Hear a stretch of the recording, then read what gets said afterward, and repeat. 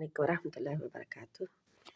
ہر دکھ تکلیف پریشانی اور کسی بھی حالت میں جب انسان کو تکلیف ہو، دکھ ہو دوسروں کی طرف سے، اپنی طرف سے، جسم سے، تو اللہ تعالیٰ پر بھروسہ کرنے کے لیے ان آیات کے جو حصے ہیں قرآن کے، ان کو یاد کر لیں۔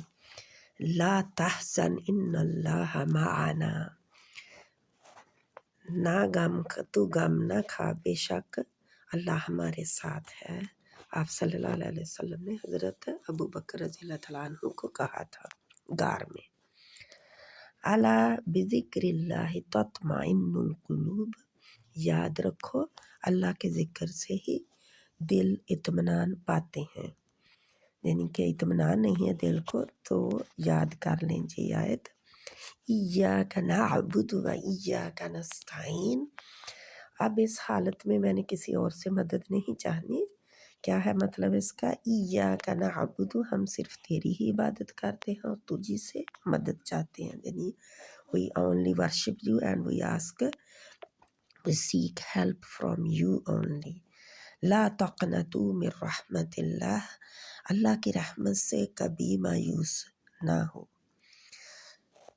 Never be disappointed from Allah's mercy۔ لا یکلف اللہ نفسا الا وسعها، نہیں اللہ سبحانہ وتعالیٰ کسی نفس سے اس کی طاقت کے اوپر، یعنی کہ طاقت سے زیادہ بوجھ نہیں ڈالتا۔ آگے ہے من یتوکل علی اللہ فہو حسبہ، جو کوئی اللہ پر توکل کرتا ہے اللہ اس کے لیے کافی ہے۔ تو ان کو یاد کر لیں اور لکھ لیں اور اللہ سے معافی اسی کے ذریعے سے طلب کریں، اسی کے ذریعے سے اللہ تعالیٰ سے مدد طلب کریں، اس پر بھروسہ پورا کریں۔ آمین ثم آمین۔ السلام علیکم ورحمۃ اللہ وبرکاتہ۔